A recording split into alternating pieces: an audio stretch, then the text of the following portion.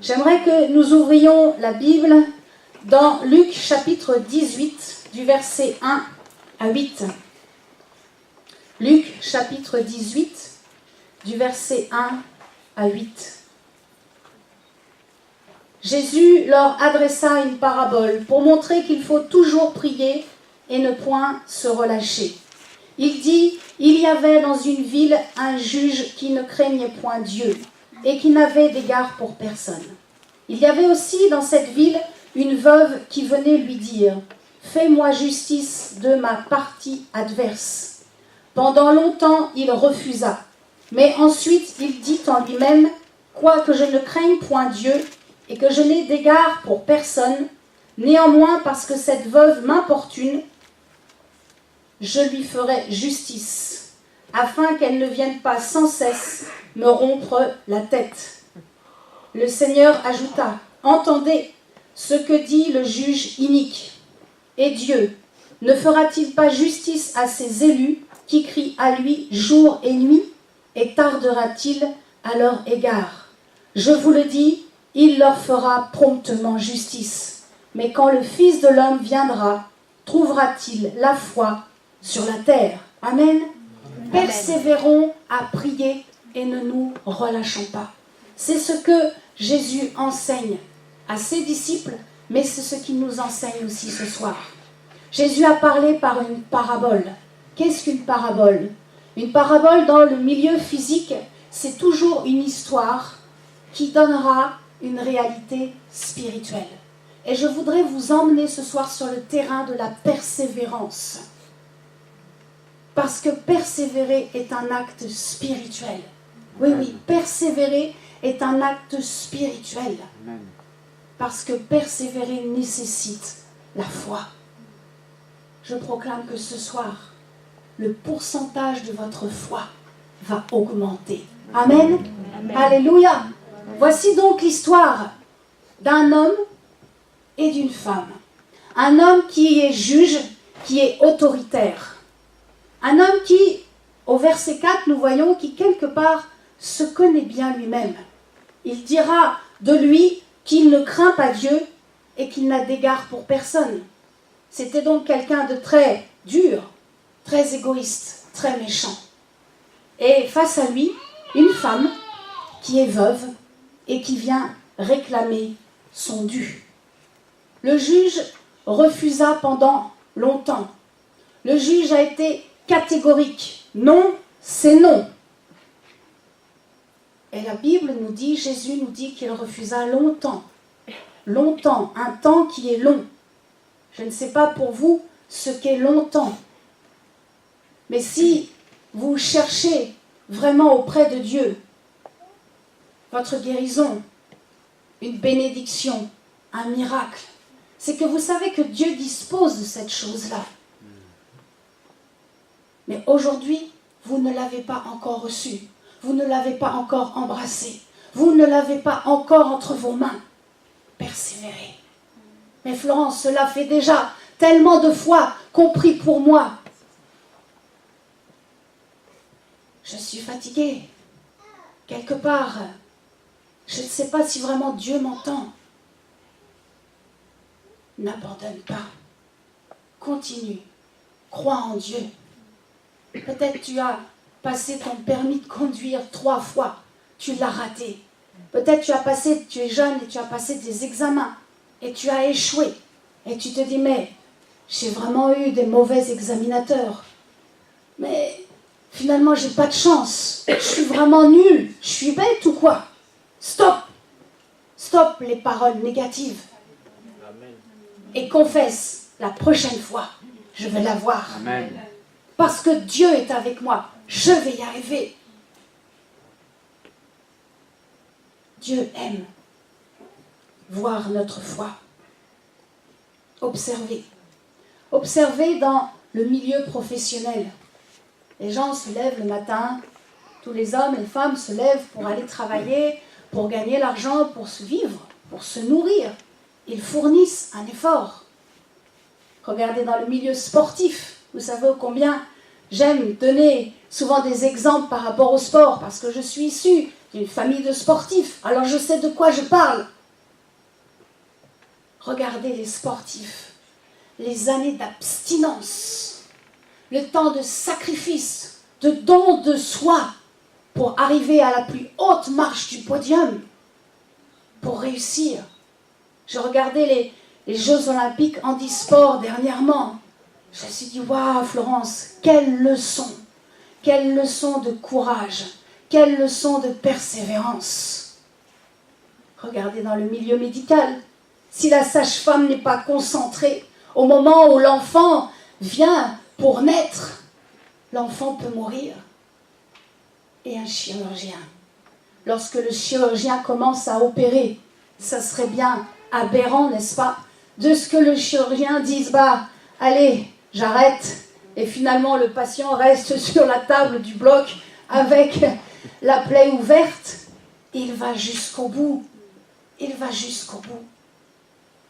Dans le milieu de l'armée, dans l'armée, il se lève très tôt, c'est la discipline, la rigueur, et il n'y a pas de place, il n'y a pas de place pour le relâchement, sinon c'est l'expulsion. Et dans le milieu familial, je voudrais encourager les femmes qui élèvent leurs enfants seuls. Reprenez-les, éduquez-les selon la parole de Jésus-Christ. Et vos enfants ne seront pas des bandits, vos enfants ne seront pas des voleurs. Alors à plus forte raison dans le milieu spirituel, nous devons être déterminés, nous devons être constants, nous devons être disciplinés. Nous devons avoir cette ferme assurance qui espère. Hébreux 11. Nous vivons par la foi. Le juste vivra par la foi, nous dit Hébreux chapitre 10, verset 38. C'est simplement cela. Nous devons manifester la foi. Si vous voulez bien prendre le verset 39 du chapitre 10 d'Hébreux, vraiment une phrase que j'ai découverte qui est vraiment très intéressante. Hébreux chapitre 10, verset 39.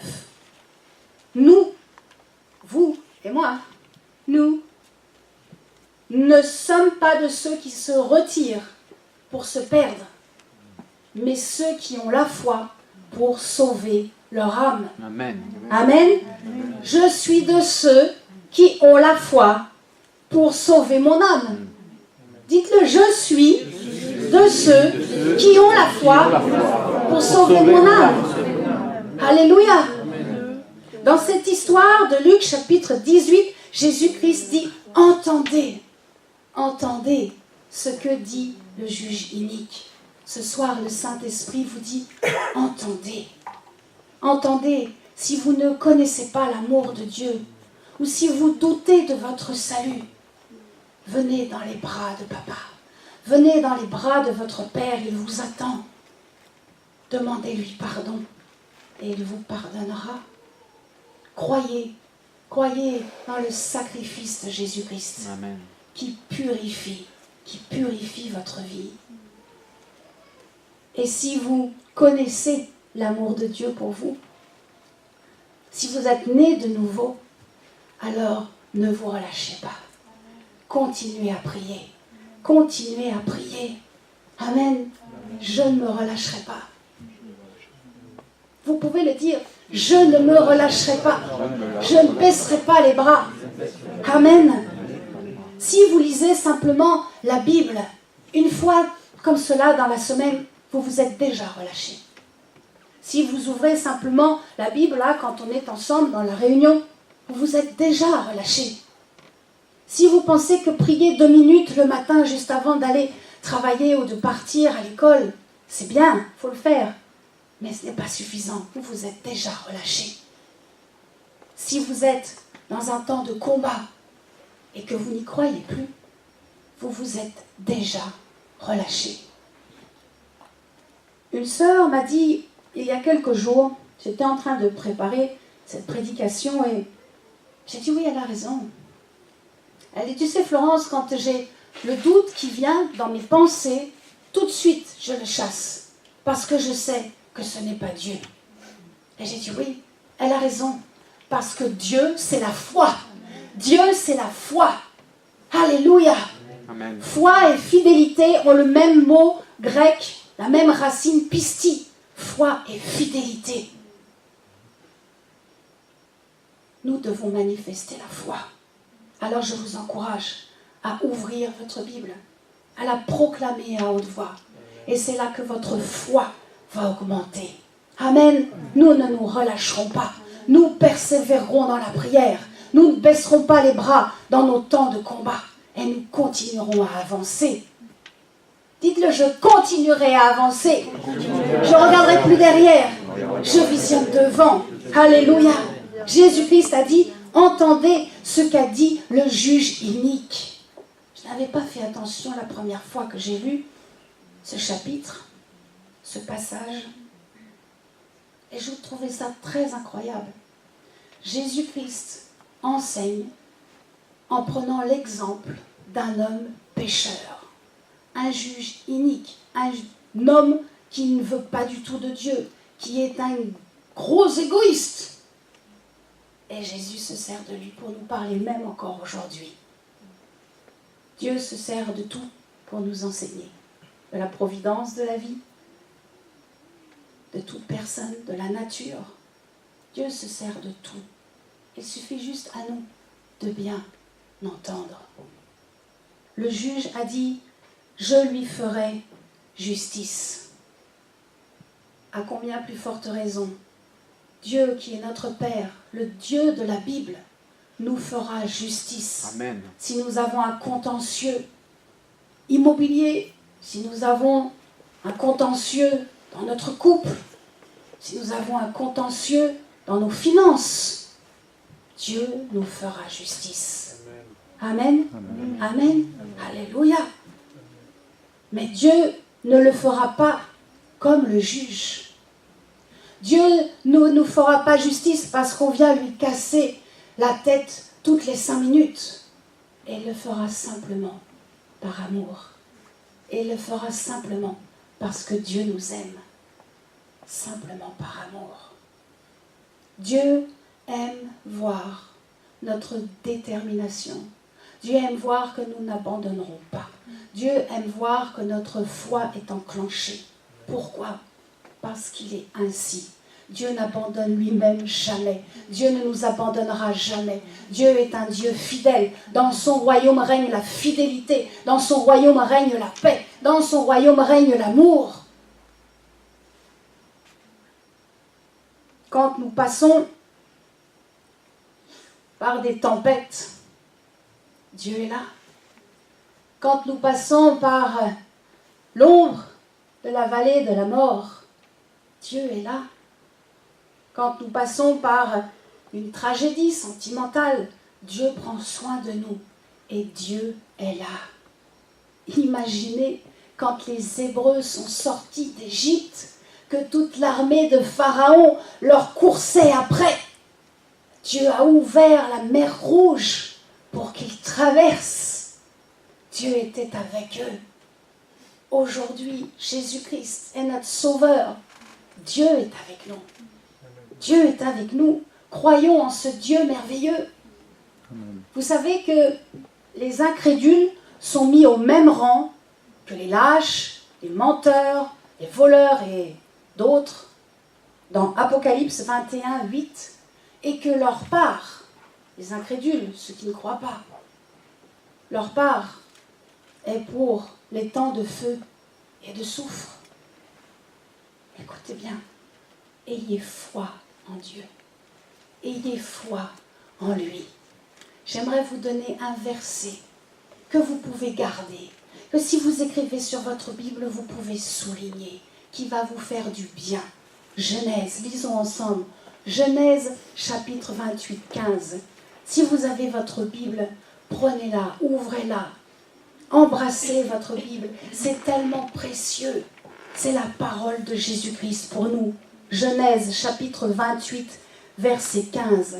Voici, je suis avec toi. Je te garderai où ? Partout où tu iras. Amen. C'est Dieu. Dieu est avec nous. Dieu est avec nous individuellement. Il est là ce soir, bien sûr. Nous sommes rassemblés pour honorer le nom de Jésus-Christ, crucifié, ressuscité, qui est dans les cieux, assis à la droite de Dieu. Ayez foi en lui. Et il vous garde n'importe quel endroit où tu te trouves. N'importe quel endroit où nous sommes. Il est là. Dieu est avec nous. Amen. Dieu est avec nous. Dieu a un tel amour pour nous qu'il a donné son Fils unique, Jésus-Christ, pour nous racheter de notre dette éternelle. Le prix du sang de Jésus, pour qu'aujourd'hui, en 2016, nous puissions communiquer, parler, être paisibles, être heureux, parce qu'il est avec nous.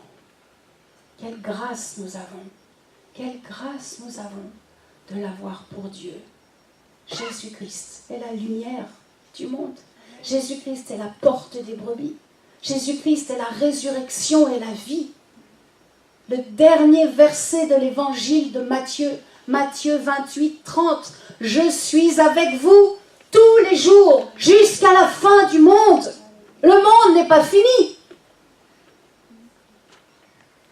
À moins qu'on est déjà dans le ciel.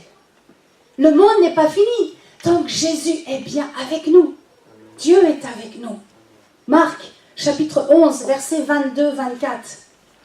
Jésus prit la parole et leur dit, « Ayez foi en Dieu.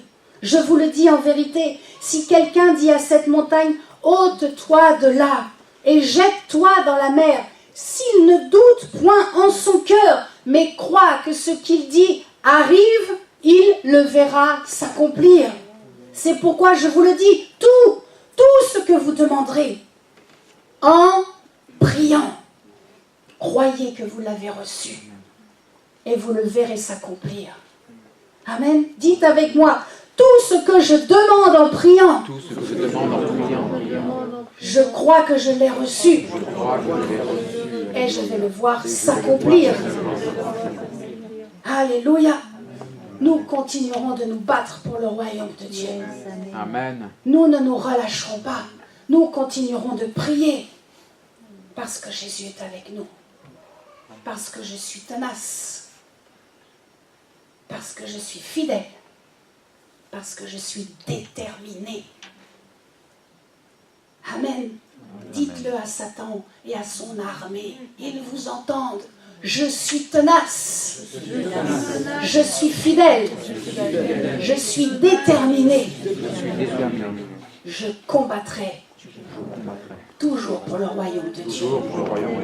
Alléluia. Je visionne que votre capital foi est en train d'augmenter.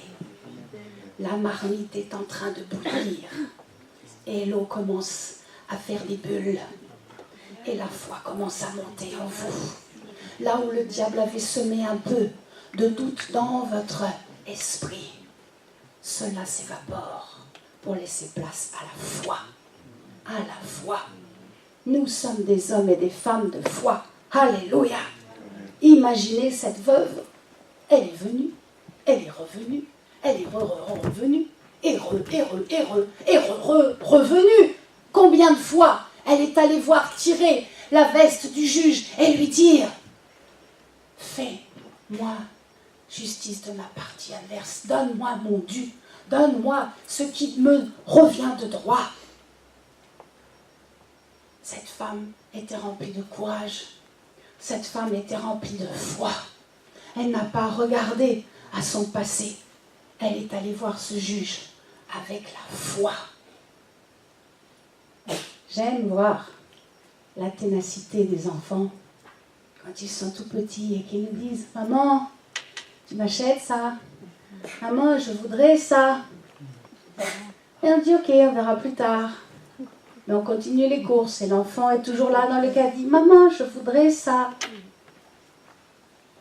Et par amour, nous allons acheter quelque chose parce que nous savons que l'enfant cela va lui faire plaisir et nous aimons voir notre enfant heureux. Vous croyez que Dieu ne vous entend pas? Dieu vous entend. Il ne tardera pas à nous faire justice.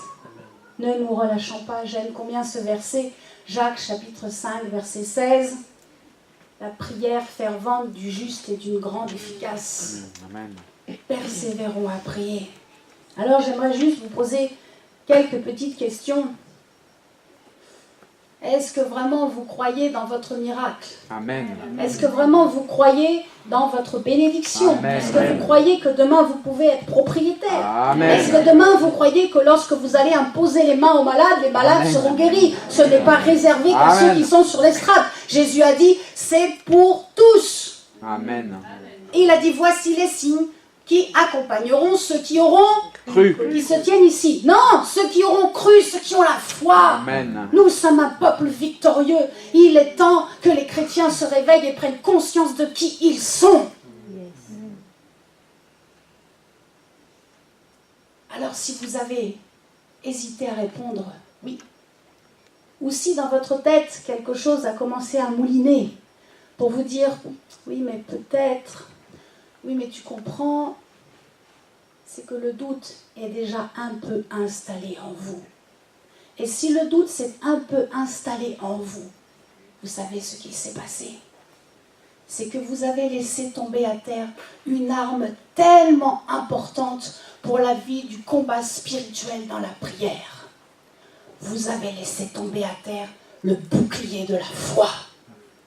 Il est temps de le reprendre, de prendre le bouclier de la foi et de le mettre devant vous, afin que les flèches de peur, afin que les flèches de doute ne viennent plus percuter votre vie. Amen. Dites avec moi, bouclier de la foi. Bouclier de la foi. Je prends le bouclier de la foi et je le place devant moi. Le bouclier de la foi, il repousse les traits enflammés du malin. Pour nous qui servons Dieu, nous avons besoin de toujours avoir en main ce bouclier de la foi. Regardez dans les films, c'est tellement net et précis quand les hommes et les femmes sont là et qu'ils vont à la guerre. Parce qu'il y a des femmes qui vont aussi à la guerre dans les films. Un peu moins, mais il y en a quand même. Et ils s'avancent avec le bouclier. S'il perd le bouclier, il se prend une flèche, il meurt. Nous devons garder le bouclier de la foi. Et les ténèbres s'écarteront. Parce que le diable ne supporte pas la foi. Écoutez bien, le diable ne supporte pas la foi. Parce que dans son royaume, dans le royaume de Satan, c'est l'infidélité. Dans le royaume du diable, c'est la lâcheté, c'est le mensonge, c'est la terreur, la peur.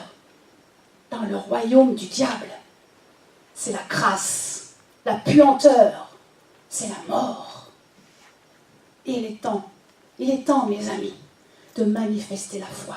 Il est temps de reprendre ce bouclier que nous avons laissé à terre et de remonter pour aller combattre.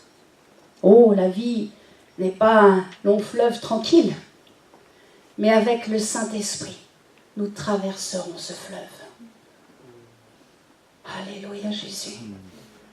Je crois vraiment que nous allons davantage marcher par la foi et non par la vue. Nous allons marcher par la foi et non par la vue. C'est pour cela que vraiment, je visionne ce soir, je visionne vraiment des prédicateurs remplis de puissance. Amen. Pour guérir les malades. Amen. Je visionne vraiment des hommes et des femmes de foi, courageux, victorieux, pour aller gagner les âmes dans les rues, dans le travail. Je visionne des évangélistes, je visionne des missionnaires pour remplir le royaume de Dieu. Je visionne des guerriers dans l'intercession pour gagner les combats. Amen. Si vous ne visionnez pas, moi je visionne cela en vous. Je visionne la foi. Je visionne la foi. Vous êtes venus entendre la parole. Vous êtes des hommes et des femmes de foi. Alléluia. quand nous croyons dans la parole de Jésus-Christ, à ce moment-là, les cieux s'ouvrent et nous recevons vraiment les bénédictions de Dieu. Et nous devenons puissants, et nous devenons loin, et nous devenons prospères. Je proclame que vraiment par la foi je suis sauvé. Je proclame que par la foi je suis sanctifié et que par la foi je suis protégé. Amen. Amen. Amen. Alors dites avec moi, et si vous écoutez vraiment cette prédication ici sur Internet, répétez, dites audiblement, que tout le monde vous entende. Par la foi, je suis sauvé. Par la foi en Jésus-Christ, je suis sauvé. Par la foi, je suis sanctifié. Et par la foi, je suis protégé. Amen. Amen. Vous savez, je ne me souviens pas, j'ai beau chercher dans ma mémoire, vraiment le moment où j'ai cru en Dieu. C'est toujours, j'ai eu à regarder vers le ciel et je savais que quelqu'un était là. Parce que Dieu m'a donné la foi. Il y a une chanson comme ça, mais c'est vrai. Dieu m'a donné la foi parce que Dieu est la source de la foi. Mais je ne me souviens pas de ce jour-là. Par contre, je vous assure, je me souviens le jour où j'ai lu pour la première fois la parole de Jésus-Christ, parce que Jésus-Christ, c'est la parole de la foi. À chaque fois que nous lisons et que nous proclamons à haute voix chez nous ce que Jésus a dit, c'est pour nous vraiment une parole de foi. Et aujourd'hui, je sais que c'est le Saint-Esprit qui produit la foi en moi. Et c'est le Saint-Esprit qui produit la foi en chacun de vous. Amen. Alléluia. La veuve ne s'est pas appuyée sur les paroles négatives, autoritaires, strictes, interdites de ce juge. Elle s'est appuyée par la foi sur ce qu'elle a droit. Elle s'est appuyée par la foi sur ce qu'elle a droit. Qu'avons-nous droit aujourd'hui, hommes et femmes du 21e siècle? Nous avons droit à tout, parce que le ciel est ouvert, parce que Jésus-Christ a ouvert le ciel. Marc, chapitre 16, versets 17-18, nous avons droit à tout. Tout est pour nous. Une seule condition, la foi. Si vous priez et que vous ne croyez pas, vous n'obtiendrez rien. Mais quand vous priez, que vous croyez que Jésus-Christ est avec vous, que le Saint-Esprit accompagne votre demande et que vous savez que Dieu est le Père qui dispose de cette chose, tout est à vous. L'héritage complet est à nous. Il suffit simplement de persévérer et d'être déterminé dans ce que Dieu nous a montré et nous a demandé de faire. Vous savez, la foi, c'est quelque chose de continu qui nous pousse à l'action. Dieu a toutes choses dans ses mains. Il suffit simplement de prier, de lui demander. Et nous allons le voir s'accomplir. La foi nous pousse à persévérer. La foi nous pousse à prendre notre guérison. La foi nous pousse à parler en langue. La foi nous pousse à être libérés, à être déterminés dans nos objectifs, dans les plans, dans les œuvres préparées d'avance pour nous, pour que nous puissions y rentrer, pour que nous puissions les accomplir. La foi m'amène dans ma destinée. La foi vous amène dans votre destinée. Et je crois que votre destinée est une destinée de réussite. Amen. Pas une destinée d'échec. Il n'y a pas d'échec dans le royaume de mon Père. Et comme vous êtes mes frères et mes sœurs, nous avons le même Père. Nous sommes une famille bien unie, bien réelle, avec un peu de friction dans les caractères. Mais nous savons une chose, nous avons le même Père. Et un jour, nous passerons l'éternité ensemble. Ensemble. Alléluia. Et dans l'éternité, dans le royaume après de Dieu, nous n'aurons plus besoin de foi, puisque nous verrons face à face Jésus-Christ. Nous verrons et nous aurons tout. En un clin d'œil, nous connaîtrons toutes choses. Je ne veux pas louper ça. Je ne veux pas louper ça. Alors ne laissons pas, ou ne laissons plus le diable voler notre foi. Ne laissons plus le diable voler notre paix ou notre joie. Nous sommes des fils et des filles de Dieu. Et dans le royaume de Dieu, c'est la paix, c'est la joie, c'est l'amour. C'est la fidélité.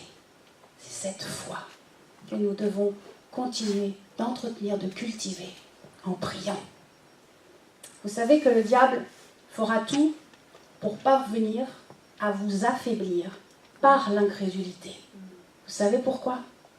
Parce que lorsqu'on devient incrédule, on prend beaucoup moins de temps avec Dieu.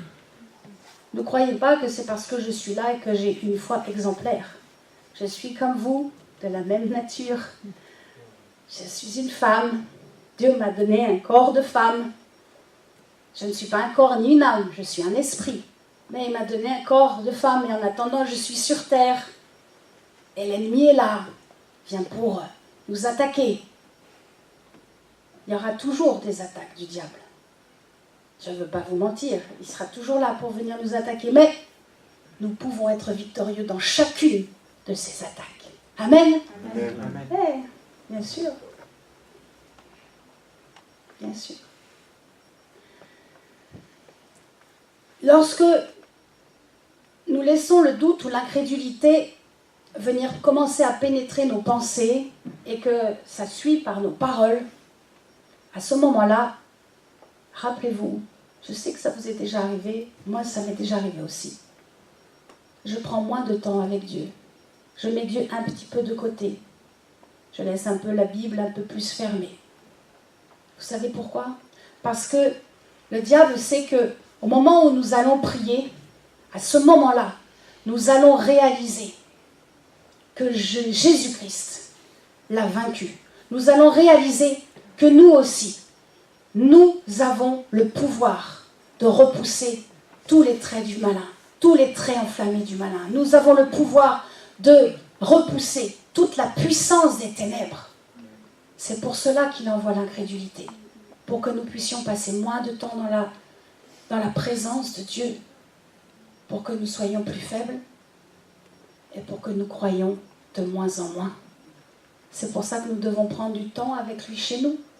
Et nous venons aussi dans l'église pour entendre des bons messages remplis de foi.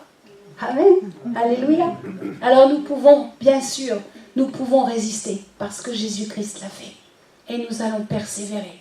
Nous croyons vraiment, nous croyons en Dieu. Et nous croyons que nous allons voir vraiment de beaux miracles pour notre vie, mais pour vous tous, pour les jeunes, pour ceux qui attendent leur bénédiction, leur miracle, leur guérison, pour la France, pour notre nation qui a besoin de Dieu. Vous savez qu'à chaque fois que vous priez pour vous, que vous priez pour votre ville, que vous priez pour votre nation, cela apporte la présence de Dieu. Parce que Jésus vit en nous, parce que le Saint-Esprit est avec nous. Là où nous sommes, Dieu est.